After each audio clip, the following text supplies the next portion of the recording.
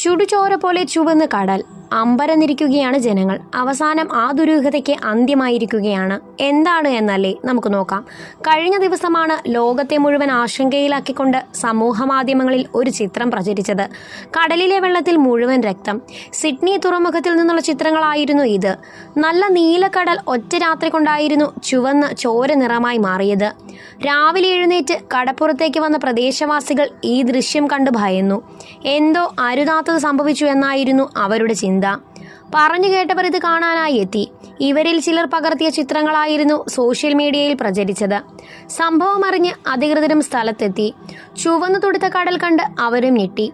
തുടർന്ന് ഇവിടെ നിന്നും വെള്ളം ശേഖരിച്ച് പരിശോധനയ്ക്കായി അയച്ചു. സംഭവത്തിന് പിന്നിലെ രഹസ്യം കണ്ടെത്താൻ അധികൃതർ ശ്രമിച്ചെങ്കിലും അതിന് സാധിച്ചില്ല. അവസാനം അവർ ഒരു നിഗമനത്തിലെത്തി.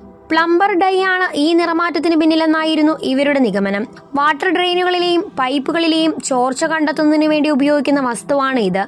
ഇത്തരം ഡൈകൾ കടലിൽ വെള്ളത്തെയോ അതിനുള്ളിലെ ജീവജാലങ്ങളെയോ ദോഷമായി ബാധിക്കാറില്ല. എന്നാൽ അപ്പോഴും ഒരു സംശയം ഇവരിൽ ബാക്കി നിന്നു. കടൽ വെള്ളം മുഴുവനായി ചുവപ്പാകാൻ മാത്രം ഡൈ എങ്ങനെ കടലിൽ വന്നു? ഈ ചോദ്യം ചെന്ന് അവസാനിച്ചത് നോക്ടിലൂക്ക സിൻഡിലൻസ് എന്ന ആൽഗയിലായിരുന്നു. ഇവയുടെ പ്രവർത്തനത്തിന്റെ ഫലമായിട്ടായിരുന്നു കടലിലെ വെള്ളം ചുവപ്പ് നിറമായത്. നിങ്ങൾക്ക് ഈ വീഡിയോ ഇഷ്ടമായ ലൈക്ക് ചെയ്യുവാനും ചാനൽ സബ്സ്ക്രൈബ് ചെയ്യുവാനും മറക്കരുതേ.